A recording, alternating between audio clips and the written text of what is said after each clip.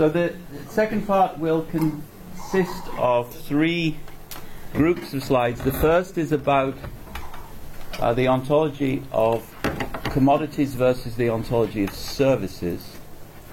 The second part will consist of some slides about CAD design, and then the final part will be the product lifecycle ontology work, which I've been doing with Dimitris. So the fundamental idea is that we need to constrain ontology development so that the ontologies that people build will work well together. And BFO is a methodology as well as an ontology for doing this constrained development. And this is the top-level ontology that we saw already based on the gene ontology. And the idea is that there is a fundamental split between two kinds of entities, those entities which continue and those entities which occur. And BFO would be proved to be an incorrect basis for an ontological approach of this generality if people could show that there are entities which are neither continuance or occurrence, or both continuance and occurrence. And there are various attempts to show that there are problems of this sort, but I know how to answer all those attempts, and they all fail. So this, the state of the art, I claim now, is that this works. There are issues with numbers, for instance, or with abstract mathematical entities. Are they continuance or are they occurrence? But I'm not going to be developing a new ontology of arithmetic. I think that we already understand arithmetic. We don't need to develop an ontology in order to be able to cope with numbers. All right, so let's talk about services and commodities. Commodities are continuance, services are occurrence. That's the idea. And services are characterized by the fact that the production and the consumption coincide. So services are things like hairdressing, teaching, and if you think about it, when you go to the hairdresser, you consume the service as the service is produced. Where commodities are such that you can transport them, store them, rent them, and so forth. So they don't have to be consumed as they are produced. In fact, quite the contrary. The whole point of producing commodities is that you can consume them whenever you like.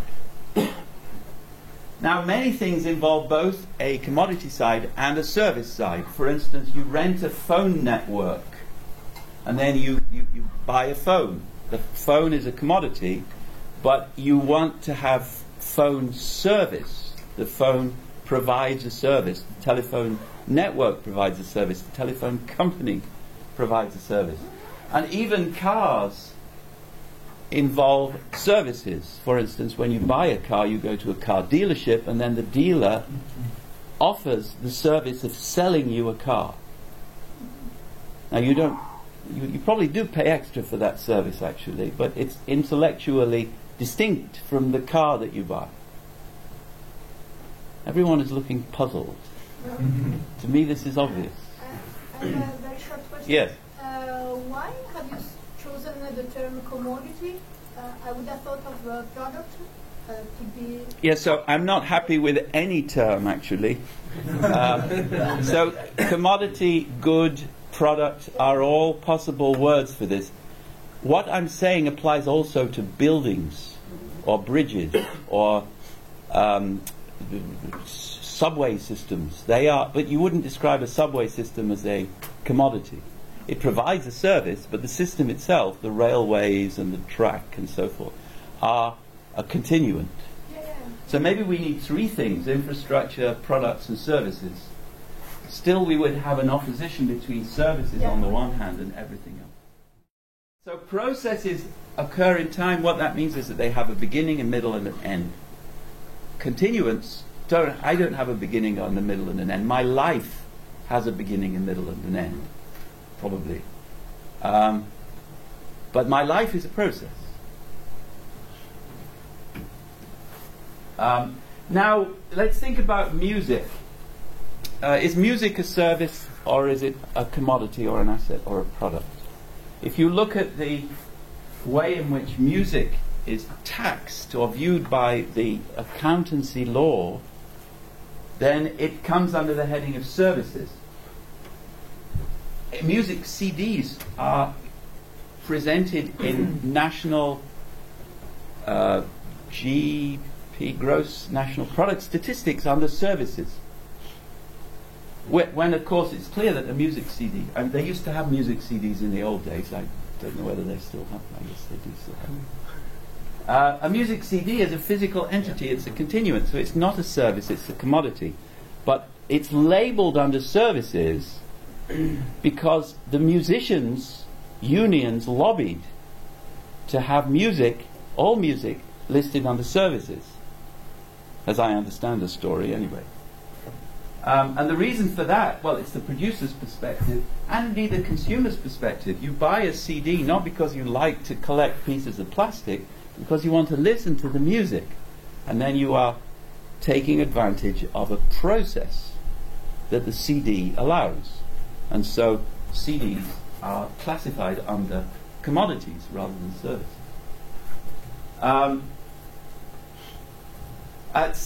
May I? Yes. Just to discuss another Yes. example. So, I remember some years ago when, when I arrived to Switzerland after some time, I was reading the newspapers and advertisements, etc. So in Switzerland there is a strong banking system. Yep. Banks. And I was impressed to read and hear that banks talked about what they offer as products. Yep. It's our product. Yeah. So, what is your opinion on that? I think that's a mistake. It's a mistake. Yeah. They're talking I about... think they're still using this. Financial products. Financial Yeah. products, yes. Yeah, so we need to talk about that. With some financial products are indeed commodities or assets in the sense I'm talking about here. Many of them are services, but usually products and services go hand in hand in any case. So let's think about outsourcing. In the olden days, manufacturing companies would create their products in-house, and so their effort was classified under the gross national product statistics as manufacturing of commodities. So it was a commodity. But now when they outsource, they use the services of other companies, and they now are classified under the service heading. Mm-hmm.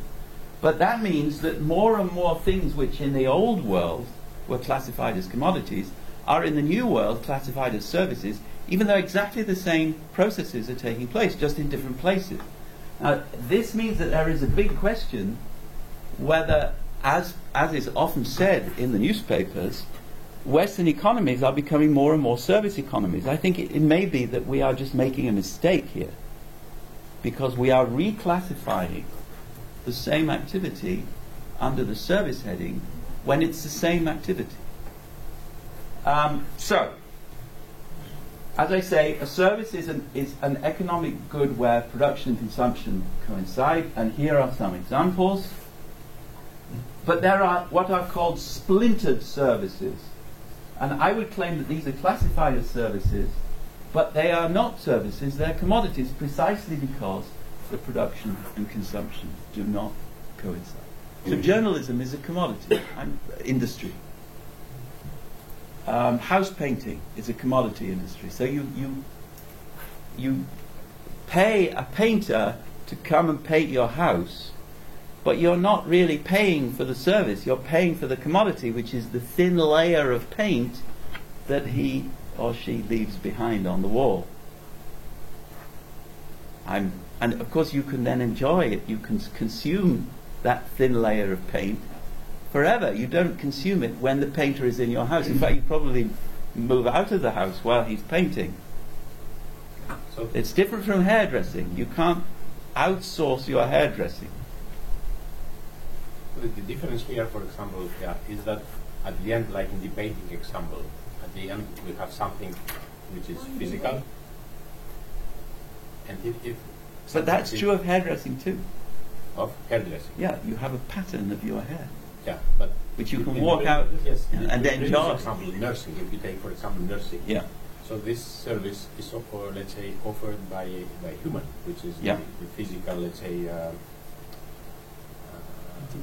entity that Yeah. offers this service. Yeah. So what's the difference? So, for example, television. If you take television, telephone here, so you have the service, which is to see the movies or whatever, Yeah. through the television. Yeah. And in the nursing example, we have this service Yeah. through a human. Good.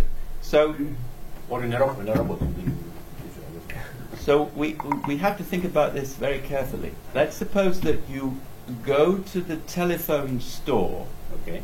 in downtown Lausanne, and you sign a contract, and you're going to pay, I don't know, 100 euros a month for telephone service. Mm-hmm.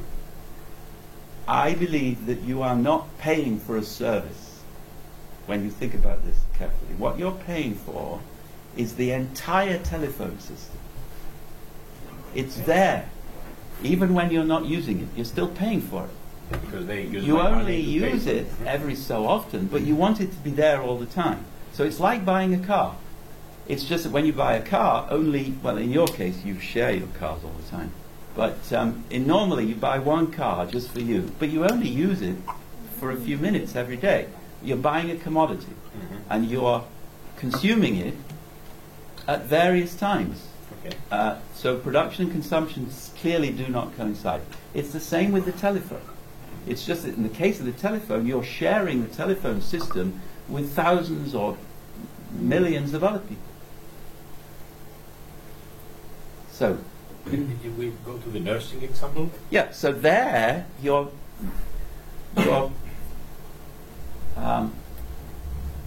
I don't know how you pay for your healthcare. You probably do not give money to the nurse. no, yeah. In Mongolia, you bring chickens, and Okay. you give the chickens to the nurse if she's kind. So it's a pure service. You give a chicken, and the nurse gives you an hour of love, Okay. and you consume at the moment of production. You can't be nursed Yeah. while you're doing something else in a different building. Okay. I see. Mm-hmm. All right, so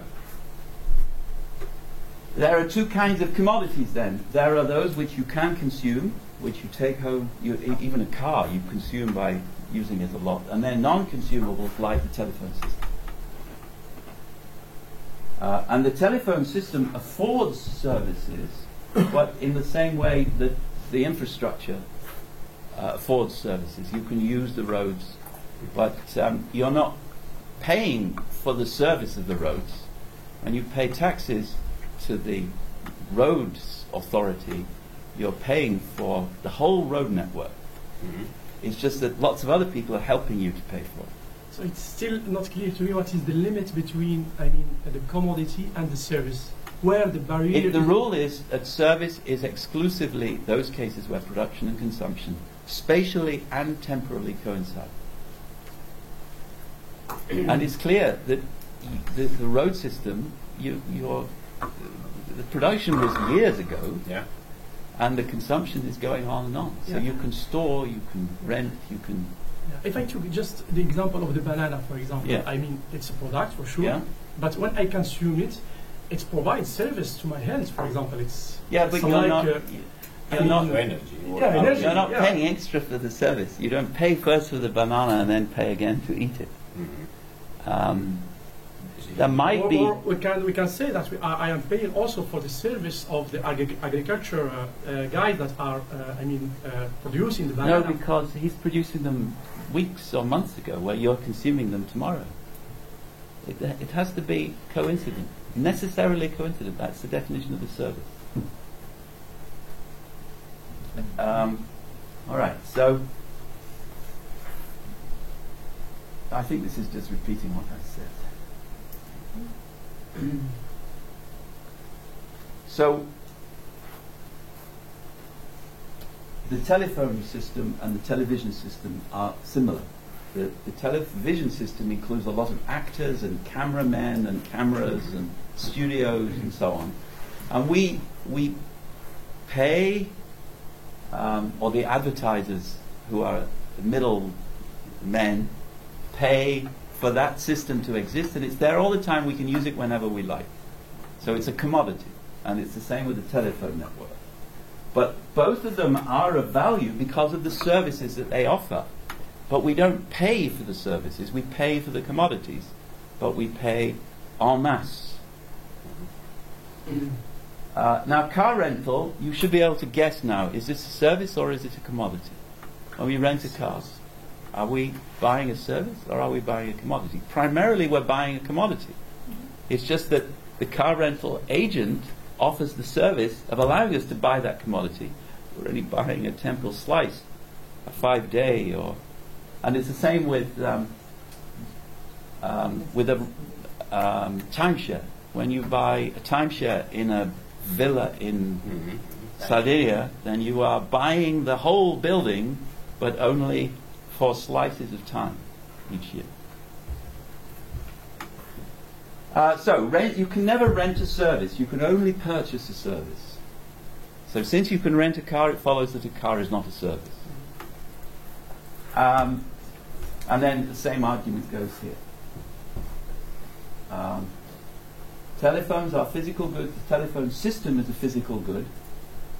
But it's erroneously classified as a service because the reason why you paid for the telephone system and for the telephone is because you want the service. But it's the same as paying for a banana. You buy a banana because you want to eat it. But still you're buying the commodity, not the service. All right, so that's the services. I have a lot more to say, so I think I can prove that you can't rent people. You can't own people.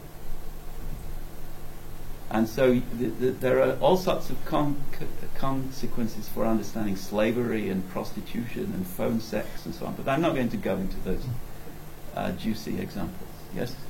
Just a question to understand the dichotomy between continuous and the period. Yes. If we add time to both, for continuant, if you take a snapshot at a given time, you have the picture of this continuant with respect to various processes. Yeah. Opposite, if you take a given time, the occurrent, you have the value of the picture for different continuants related to that process. Yeah. So there are, logically speaking, all kinds of similarities between a view of the world which takes occurrence as central and sees occurrence as involving continuance, or a view of the world which takes continuance as central and sees the world as being continuance which are involved in certain occurrence. And there are mappings between the two logical representations. There are some people who claim that we only need to believe in continuance, and we can then regard occurrences as just ways of speaking about continuance, and vice versa. There are some people who don't believe in continuance. They think we can just describe the world in terms of occurrence. I believe that we need both. And I'm not going to give any philosophical argument. I will leave that to Dimitris. This is just a methodological hypothesis. I think we can do better ontology if we have both sides of this dichotomy. And now there is a kind of empirical argument. The three ontologies that I mentioned, Dolce, BFO, and Summa, which are the three most successful upper ontologies, all do this. They all share this in common. There are some ontologies which only have occurrence, but none of them have been successful. They're not used. Philosophers play with them, but they're not used. They're not a practical benefit, it seems.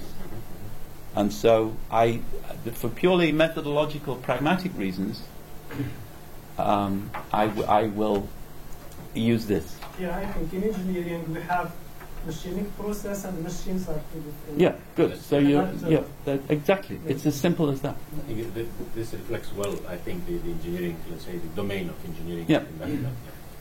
Okay, now, we have qualities such as height, mass, length, and we have the things which have those qualities, objects, material things.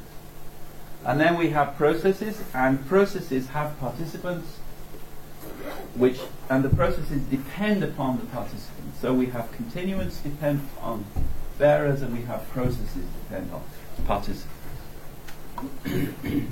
And so we have relations of dependence. And so occurrence in general depend upon the participants. So if we have an explosion... In the previous example, can I say something? So a process, so if I take the manufacturing domain, so it depends on participants, on things. But this has a consequence, you do the process, has a consequence to the quality. Oh, absolutely. So typically, processes in things will involve changes in quality. Okay, good. Okay. So this is just an example of a bombing. That we have instances. These are the dots down here. These are instances of a bombing which occurred on a certain day, and then we have occurrence types, bombing, attack, and then we have participant types such as explosive device and terrorist group. And this dependence relation here is a relation of specific dependence. So the mass of this phone, this particular mass of this particular phone depends on this phone. It's an instance. Your phone has exactly the same mass, but that's a different instance of the type mass. Mass, you mean the grams or the quantity? Then some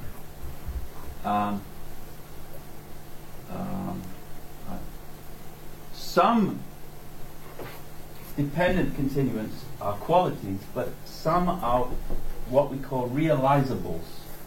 And an example of a realizable dependent continuant is a disposition or tendency or power. So my disposition to go bald, my disposition to become tired are realizable dependent continuants which are realized in processes of going bald or of becoming tired. And so this is the way BFO deals with what is possible, by arguing that there are dispositions in the things in the world. May I? Yes? Sorry to interrupt you, but I think it's interesting. So, BFO, you have disposition and then function. Yeah, we're coming to function. Just I would like to, let's say, to do some discussion also in terms of English language to understand all of this correctly. This relation between a disposition and then function. What functions are special kinds of dispositions. In fact, I think that's the so skills and talent. You said that already. Yeah, I'm going to say that. Give some examples of that. Yes. So a function is a designed disposition or an evolved disposition, and what that means is that a thing has a function if the thing came into existence to have that disposition, because a function is a disposition. Okay. So the function is a disposition. Yeah. The phone was built to transmit signals, so that's its function. The phone was built to receive signals, so that's its function. The phone was not built to have a certain mass. That's just a quality. I need to get rid of this. The phone was not built to go rusty, but it may have a disposition to go rusty. So dispositions in general are much broader than functions. Functions are designed or evolved. So the function of your heart is to pump blood. The reason that's a function is because that's why your heart exists, for evolutionary reasons. Your heart also has a disposition to make a noise. But that's not its function, because your heart was not, it did not evolve to make a noise. So the function is the purpose somehow. Purpose or objective or reason to exist. I have an example, if it is okay. For example, Please. The machine, the function is to cut the metal, and it has disposition to break down or to stop. Exactly. That's exactly the idea. Yeah. So this is not rocket science. Okay. Just would like to make it clear. So dispositions in general and functions in particular are always a matter of how the thing is made, how it's built, how it's physically structured. But, so for instance, I get tired because that's the way I'm built physically. But now we also have roles. And roles are realizable dependent continuants like dispositions, but they are not a matter of the physics of the bearer of the role. They are a matter of how we treat it socially. So to be the president or to be the professor or to be your pet is not a disposition, it's a role. And that means it's always optional, as President Trump will find out in 4 years or 8 years. So we have roles which are optional realizable dependent continuants. We have dispositions which are physical realizable dependent continuants. And then we have qualities which are not realizables. They're just what you have, your mass, your height, and so on. And now we've talked about continuance and occurrence, dependence and independence, roles and dispositions, types and instances. So your heart's function is your heart's function, and my heart's function is my heart's function. These are separate instances. Excuse me? Yes. The qualities are, they can change over time. So that is a long story, but you have your temperature, and your temperature looks like this. It's always your temperature, but sometimes it's high, and sometimes it's low, and sometimes it's normal. That's the long story. So you take it in interval, or at times you track it over time. It's a continuum, so we can track continuance over time. And the weight, for example, if you take the weight, Same thing. Same thing. In fact, it's true for all qualities because it's true for all continuants. Do it with functions too. His heart has the function to pump blood. Sometimes it functions more reliably and sometimes less reliably. Alright, so qualities. We already saw the pattern of hair on your head, which is the outcome of the hair cutting process. The pattern of connectedness of the plumbing system in your house, that is the outcome of the plumbing process. So that's a process, it's service. The service creates a quality which is the plumbing, the quality of the plumbing system. That's what maintenance is. It's recreating connectedness or recreating efficient flow. And then dispositions. So if Demetrius teaches me how to speak Greek, I will acquire a disposition because my brain will be rewired so that I can do this Greek speaking thing. That means I have the disposition to speak Greek. Alright, so that's the dependent continuance. Now we're going to deal with the independent continuance. So we already saw that there are sites which are immaterial, the interior of this room, for instance. And we have information artifacts, which are software, programs, databases, ontologies. The Greek language is an information artifact. The English language is an information artifact. Even the French language is an information artifact. And it's a continuant. It's an independent continuant. And well, we have to talk more about those cases. But it's immaterial. It's not made of molecules. So let's just think back about processes and services now that we've seen more of BFO. So there are manufactured goods, including software on the one hand, and then there are services of selling, and then there are contexts in which the selling takes place. So the car dealership, the showroom, where you buy your BMW. And we have not developed the details of the ontology of settings in BFO, but there is a paper here in which I sketch how I think that should be. So the crucial thing is that the value of a service depends on the setting when it's delivered. So that's why it's more expensive to buy a haircut in an expensive hair salon than it is to buy one from some cheap barber somewhere. Now the value of a commodity is different. It does not depend. It can depend partly on the setting where you purchase it, but that's a relatively minor consideration. So the delivery setting for a commodity, it's relevant for a few days or minutes, but otherwise it's not relevant. So now we come to real estate. and here again, we haven't worked this out in detail, but there are some papers on the beginnings of this. So for building the setting, so for a car the setting is irrelevant because you're going to drive it around to different settings, but for a building the setting is crucial. And then the question arises whether you can buy a setting. Well, buying land is part of it. It's not the whole of it, because you may buy the land in some beautiful mountain spot, but then 5 years later they build gigantic nuclear power stations all around your house. But anyway, when you buy real estate, you buy the commodity and the setting at the same time. Okay, now we're going to apply all of this to CAD. This will go very quickly. So this is your house, and this is the plumbing system, the infrastructure, the plumbing infrastructure, and you're going to have to connect the two. And so the place where the connection goes involves a hole.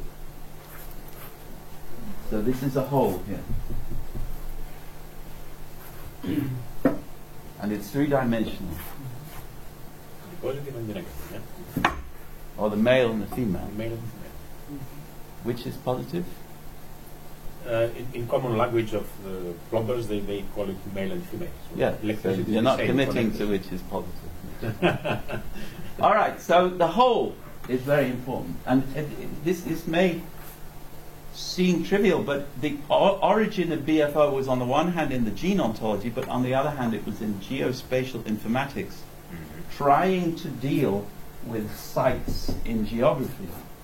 And sites in geography include both mountains and valleys. And valleys are sites where mountains are material with fiat boundaries. And so I don't know if you all remember, in 2005 there was a big crisis for the Airbus because the parts of the Airbus which were manufactured in Hamburg were transported to Toulouse, and they then had to join the two parts together, and when they were threading the cables through all the holes, they found the cables were all too short. And this cost $5 billion.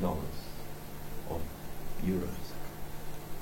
And that's because the French CAD software had a different representation of hole from the German CAD software. So if I remember it correctly, the French CAD software treated a hole as a two-dimensional thing, and the German CAD software treated the hole actually it was the other way around. So the French got it right. French recognized that holes are three-dimensional. And so I believe that BFO is the only ontology which has the facilities to capture these kinds of distinctions at the very top level, so that it's built into the structure of the ontology. And now we go back to settings. So you buy the land and you visualize the house, and you dig a hole. And so this is value-added manufacturing, where you actually are not manufacturing at all, you are demanufacturing. You are destroying part of the setting. Now, talking about threading cables, we have a project in Buffalo for the Air Force Research Lab, which is building a simulation of an aircraft engine, and an air base. So it's a logistics project, Air Force logistics. And what we're trying to do is we're trying to tackle the problems of stovepipes or silos which arise when an aircraft and an air base and an aircraft engine are in operation. And an aircraft engine today typically has 100 sensors in it, and these sensors are all creating streams of data continuously. And these streams of data are meant to be used for purposes of preventive maintenance and for similar purposes by the airbase organization, and they have problems in using these data, and so we are trying to help them solve those problems by developing ontology resources to bring together data which has been created separately. And so what we are doing is creating a foundry for Air Force logistics. This is all just a vision at the moment. Some parts of it have been worked out, but most of it is still in very early draft form.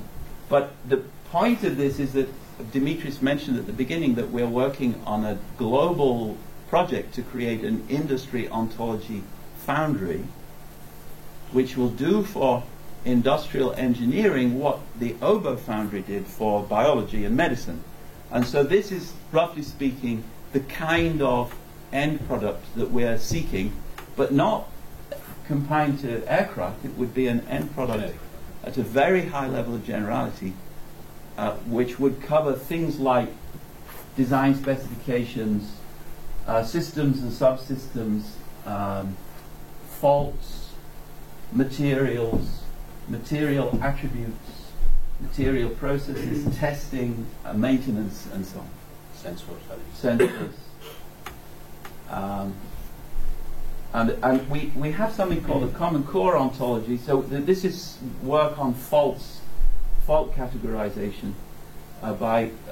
So there is a group in Japan who is has been building ontologies for many years, which does really good work, but it's practically unknown because it's in Japanese.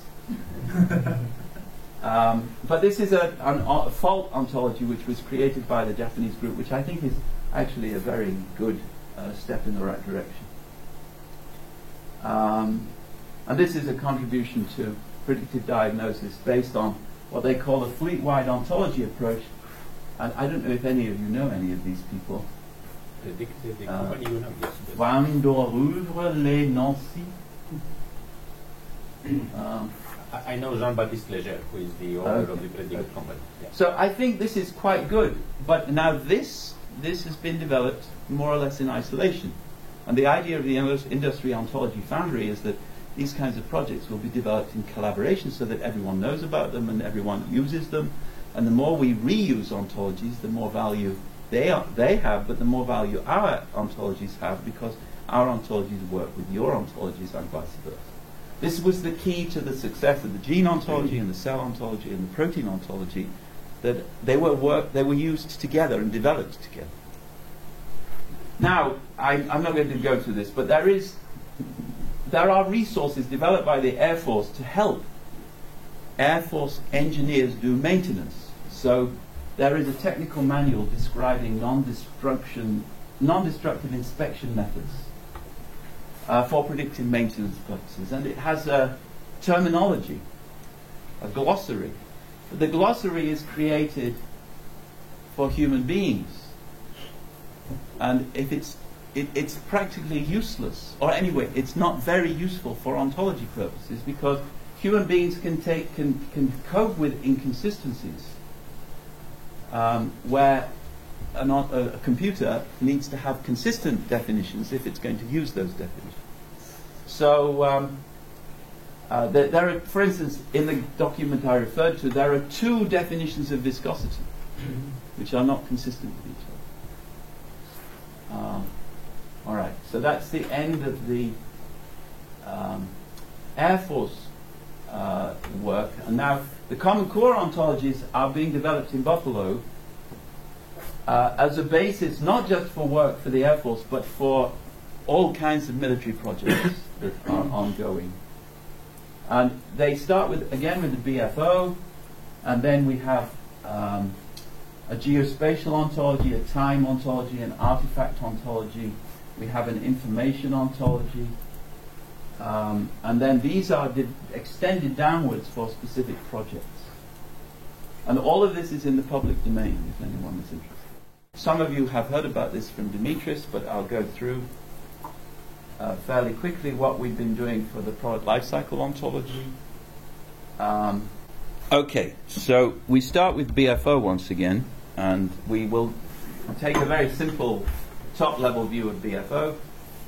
There are material entities such as aircraft. There are attributes such as the mass of an aircraft. Information entities such as the specifications, which determine the production of the aircraft. And then there are processes such as aircraft operations. And so these are examples of attributes. The state of a wing, or the productivity of a maintenance engineering team. And we also in BFO have spatial regions and temporal regions. So processes occupy temporal regions, they also occupy spatial temporal regions, and material entities occupy spatial regions, but they occupy different spatial regions at different times as they fly around. And now we're just going to focus on these three. We won't deal with attributes, just for simplicity's sake. So we have material entities, which are boilers and furnaces and factories. We have information entities such as the output of a CAD system or a production plan or a maintenance report. And then we have processes such as a design process or an inspection process or an end-of-life process. And we also have time, because this is a life cycle. So this is the top-level organization of BFO, and we're going to show examples of each of these. So the top-level term of BFO is process. When we deal with the product life cycle, we need to think in two modes.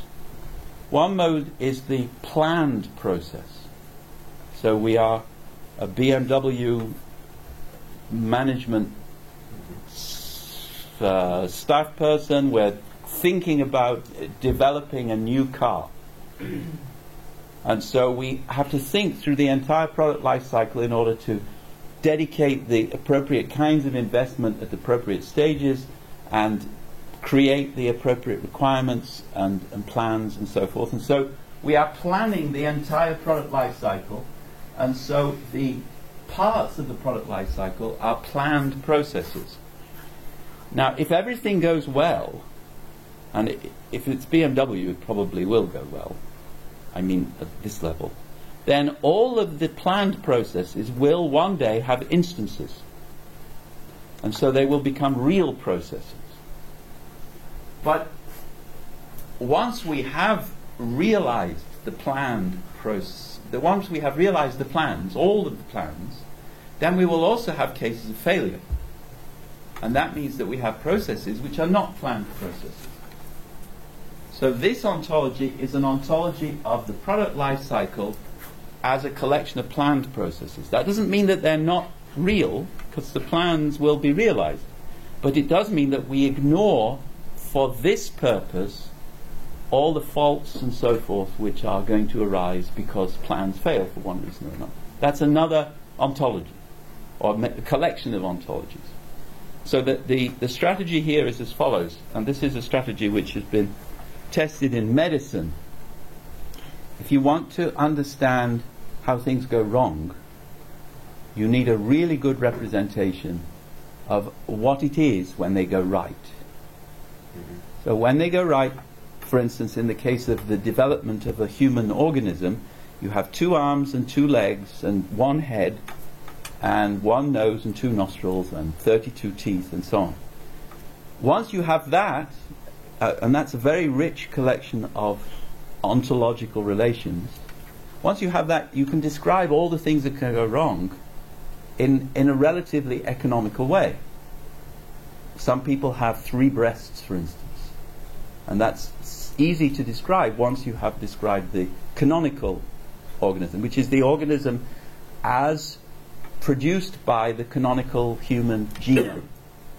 Now, we're going to do the same thing for the product life cycle. In order to be able to describe all the many different ways in which production processes or use processes or end-of-life processes can fail, we first of all describe the generic case of what happens when they go through successfully. And then we can describe failure in an economical way. The product life cycle then starts with the design process, and then there is a generation of a production plan process, and then there is the actual production process. The production process then is followed by maintenance processes and use processes, which are interspersed with each other. And then at the very end, you have an end-of-life process. Now, there could be many more things going on here. For instance, it may be that this is a product life cycle for a component. And then after the production process, we will have the installation process when we install the component in the larger product. And so there are many more fine-grained extensions of this. This is a very simple generic view of the product life cycle. And all of these are processes, and all of these processes are parts of the product life cycle, which is also a process. So we have the product life cycle, and we have all the parts of the product life cycle, and everything that you see here stands in the is-at relation to the planned process type. So they're all subtypes of planned process type. Yes? So the product life cycle is a process, just as are all the parts of the product life cycle are processes. And so this is a generic perspective from the manufacturing industry. The Air Force has different terms and describes the boundaries between these different terms somewhat differently. But we assume that this generic view is going to be reproducible for different areas of manufacturing. And then we can extend it to non-manufacturing, for instance, construction, infrastructure maintenance, infrastructure building. Software is not a manufacturing process, but it's going to have at least something like this life cycle, we think. All right, now we're coming to information entities. There is a production plan generation process which has an output, a production plan, which then guides the production process. So this is an information entity in VFO. The design process similarly will create a design model. And then the production process will have as an output a product, which is a material entity, because we're dealing here with manufacturing product life cycle. So, and then there will be a maintenance plan, which has the same structure. Now we can put it all together. And so that one of the puzzles which I have not yet settled in my mind, and maybe Dimitris has some new ideas, this guided by is not the term used by any other group as far as we know. We need a good term for the relationship between a plan and the process of realizing that plan. And I don't know whether anyone has any ideas. So this is repeating what we had earlier, just with dotted lines here. And this is putting together all that we had earlier. And now we're making room for the so actually I'm not sure why we're making all this room. But anyway, these are all the information artifacts which are produced in the course of the product life cycle. The requirement specification goes before the design process. That comes in from the outside. And now, when you build an aircraft, you will create a technical manual. And the technical manual that will then serve as the basis for creating maintenance plans for the various different kinds of maintenance, which you will need to anticipate because it's such a big and important commodity that you have to be very careful to ensure, for safety reasons also, you have to be very careful to ensure that the maintenance is well documented.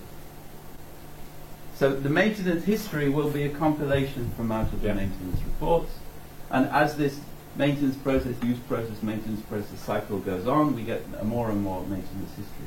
Maintenance history actually is the centerpiece of our work for the Air Force.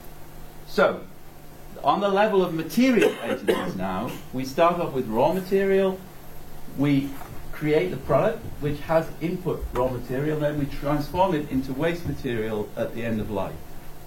So that's the core history on the level of material entities. Yeah. But there are many other material entities, so this comes in at the end, it's the output of the end of life process. This is the input for the entire production process. But then there are all these other material entities which are involved, such as the factory, the machines, the buildings, the utility supply system, the telephone network, the road network, the delivery network, the data network, the maintenance engineer, the user, all the human beings involved. All of these are physical, they're material entities. So we have documentation and data, we have physical entities including people, and we have processes, and that's the BFO way of dividing up things. Barry? Yes. Can I ask you to make a comment? Because in the previous slide you had the raw material, Yes. and now you have portion of raw material Yes. and portion of waste. Just the Yes, so- comment in this notion of So you portion. remember that I was very concerned that people should not ever use the word concept because it leads to mistakes. So if you don't use it, you just have a cleaner life.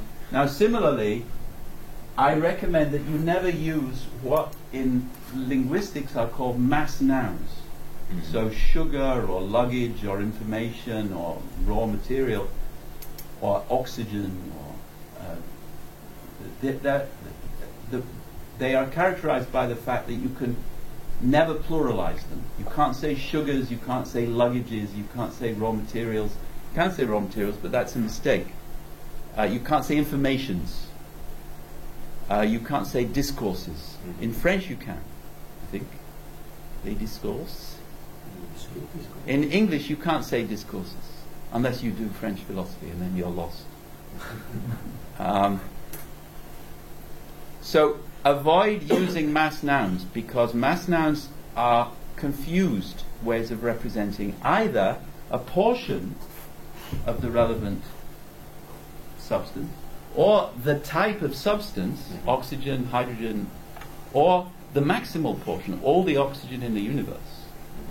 So if you always say portion of, you will avoid many problems. And so that's something that I recommend as a best practice. And it's been adopted now by different groups. So it's a recommendation which speaks to some concerns. And the concerns have to do with things like, if I say the room was full of oxygen, then what exactly do I mean? It's not clear. Okay, so now we have that. And now we have the input to the end of the product as an input to the end of life process. And now, in the correct sense, the waste material, the portion of waste material, is an output at the end of life process. And these are all subtypes of end of life process. And so there are persons, and then there are teams, and so forth. There are persons with different jobs, different roles, different dispositions, different functions, and so forth. And so now I think we're back at the end. So this is the end of the product life cycle. Now I have a few remarks from the talk at NIST in December. So as I say, there is a problem. Everyone recreates the ontology science. So they Google the word ontology and they say, oh, I can do that. So they make their own ontology and they make a mess. And why do they do that? Well, because they don't know where to find an existing ontology. And so one of the reasons why the OVO Foundry was such a success is because the OVO library, which was a public domain list of existing ontologies, was the place where everyone would go to find the cell ontology, the protein ontology. They were easy to find and easy to reuse. So what we need, the goal of the Industry Ontology Foundry, is to create a library, this is the first step, of easily findable, easily reusable ontologies for things like the product life cycle. And then these should use commonly understood design patterns, and the idea would be that BFO would be one set of design patterns, but also they need to be built and maintained by people you trust. So people with a name in the discipline who stand by the ontologies and say, I'm going to make sure that these ontologies are maintained over time, that they will always be discoverable, they will gradually get better, and as they get more and more reused, people will find ways of improving them so that over time they will become improved. And the more people use them, the more valuable they will be. So this is a self-sustaining process. So what we need to do is, first of all, to create this library. And then we need to create a group of leaders in the field who will vouch for the quality of a subset of those ontologies. And they will almost certainly be, some of them will be just stubs. So there are very few mature ontologies which are public domain and reusable ontologies in the industry field. And then also we need to create some kind of editorial board to decide which ontologies should be in the Foundry rather than just in the library. Now, we created a library already, which you can find at this URL. And I don't know how many ontologies we have in there, but they're all public domain ontologies which you can download. And this is modeled on the bioportal, which was created by the NCBO, the National Center for Biomedical Ontology, to be a library of all biological ontologies. And if you want, I believe that you can submit new ontologies to this library very easily, but if not, just write to me and I will help you. So then we have some principles which, the Ergo Foundry principles are listed here. So you have to use the same language. You have to maintain when people report errors. They have to be public domain. There has to be a commitment to work with others. Common architecture, which I hope will mean BFO plus other things. No plurals, so that's a traffic rule. An ontology should only have singular common nouns, not mass nouns. Every term in the ontology should have a definition, both a formal definition and a text definition. There should be somebody you can contact. You should be able to submit error messages, and you should be able to get help. And then orthogonality, at least at the lower level, so there should be one ontology for each domain. And what the domains are, that's a big question. Now, I mentioned to one of you earlier ChEBI, the chemistry ontology. ChEBI is a good example of how the ontologies in the Ergo Foundry are networked together. So we have the term elevated blood glucose concentration, which is an important medical term. And we can define that term by using three ontology terms from other ontologies. So increased concentration is defined in the phenotype ontology, glucose is defined in the ChEBI chemistry ontology, and blood is defined in the anatomy ontology. And the goal for the industry ontology foundry is that terms like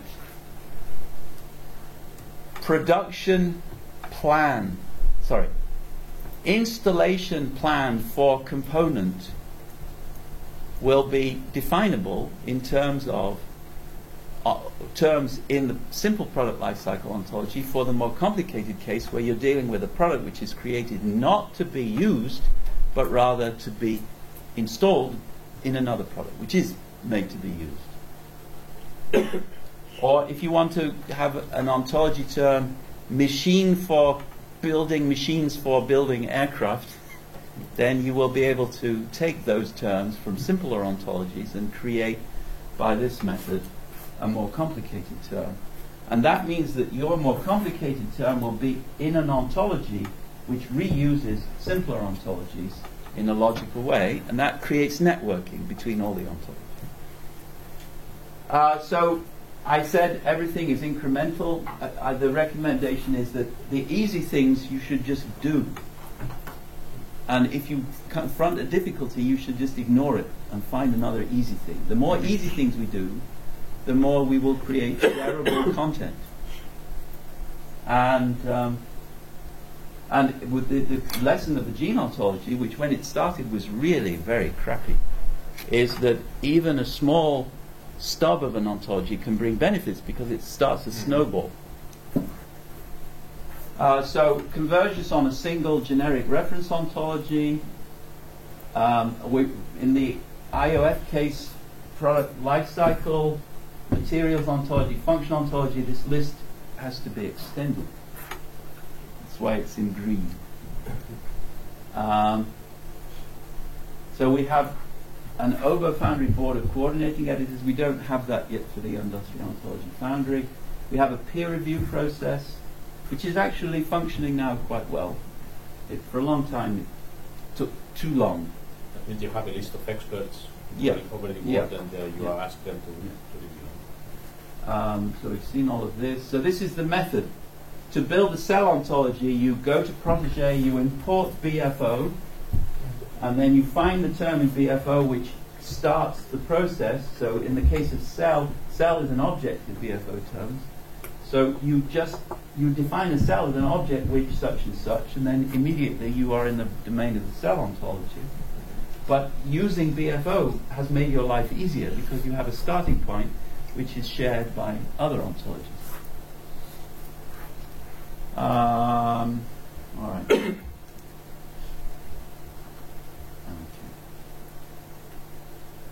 So the basic problem is the problem of trust.